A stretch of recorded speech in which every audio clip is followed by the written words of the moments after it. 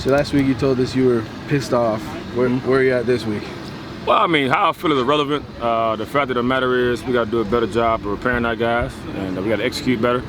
Kind of get tired of saying that every week, but we got to kind of go back to the drawing board and rethink some things. The biggest thing is taking care of the football. We can't turn the ball over. I think we had 2 turnovers the last 3 weeks, which is the fastest way to lose a football game, and also penalties on top of that. We did some good stuff, got the ground game going, and that was good to see those guys kind of get off and our line get some movement up front, but there are no more victories than a loss. How much more crucial does getting the offense going become, not just because of what's happening, but because you're playing a team that is probably going to keep you off the field for a good chunk of the night? You better be productive when you're out there. I mean, normally every play matters, but definitely against these guys, you have limited possessions. Most games against their defense or their offense, kind of what they do, you can probably get the ball 2, 3, 4 less drives a game. So every drive matters. We got to get points every drive and do a good job of sustaining drives and not just trying to live off a big play. Is it still like one thing here, this play, one thing here, that play, or is it a bigger issue at this point, on the offense? A little bit of everything. I just think what you said about, some mistakes here and there. We got to plant a bunch of young guys at different spots, which is not an excuse, but we got to grow those guys up and accelerate the process as fast as possible. But the biggest thing is not turning the ball over. We take care of the football. We can get some drives, and have some explosive plays, and put points on the board.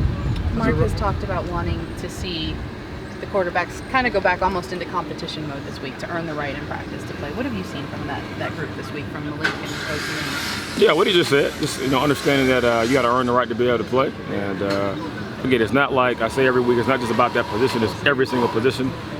Everyone has open competition. Unfortunately, we did turn the ball over a couple of times. It kind of opens up some opportunities for younger guys to kind of get some playing time. And very uncharacteristic of that guy who made a bunch of plays. But we gotta get better across the board. And I've said from day one when I got here, the more guys you have to compete, the better off you be. The more guys you can push each other to make each other better. We'll have success in the long run. Go ahead. Just as a former running back, the importance of hanging onto the ball and stuff like that. With DJ's fumbles, is there repercussions or consequences or penalties in practice, or what do you do so? Yeah, I mean, I take care of some stuff with that in-house, but the biggest thing is it costs the entire team. That's the thing about football is it's the ultimate team sport, and we have to rely on each other. And very uncharacteristic of DJ because he has never fumbled ever.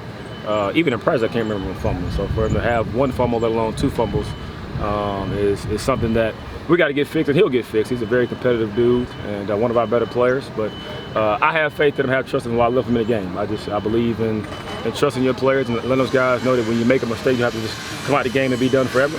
But we'll learn from it, we'll get better from it, and hopefully it don't happen again. I was going to ask you how he's responded to that this week.